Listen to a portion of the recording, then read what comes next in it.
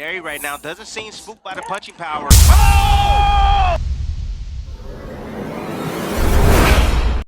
Ang mukha ni Naoya Inoue na parang gulat na para bang di makapaniwala na knockdown siya sa left hook ni Luis Neri at mismong sa first round pa lang mga idol. Talagang malakas din itong si Neri. Yan ang ating pag-uusapan mga idol. Pero bago ang lahat mga idol ay inanyayahan ko muna kayo na mag-subscribe at mag-like and share sa ating video. Marami pong salamat.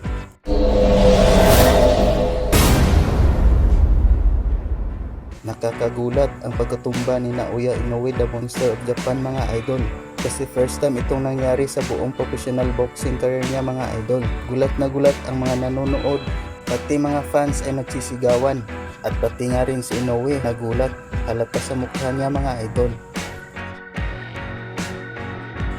Kahit si Cuadro Alas It's My Boy, napasigaw mga idol. Panoorin natin ang video.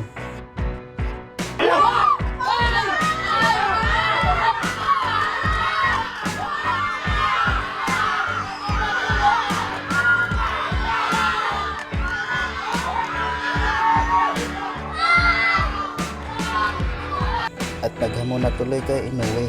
May patutsada pa nga siya na kung siya ang kakalabanin ni Inoue, baka iba na ang gigising sa kanya, yung nakaputi na.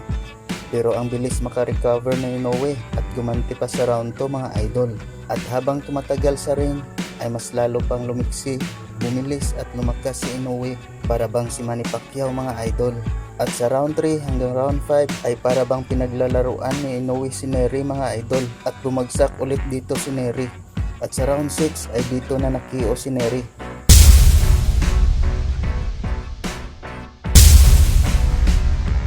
Panalo na naman si Inoue at nananatiling the undisputed super bantamweight world champion.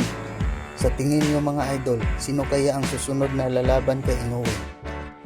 Well, dyan na lang muna tayo mga idol at i-comment na lang sa baba para malaman din natin ang inyong mga opinion, kuro-kuro at mga palagay. Hanggang sa muli at sa ulitin mga idol. Marami pong salamat.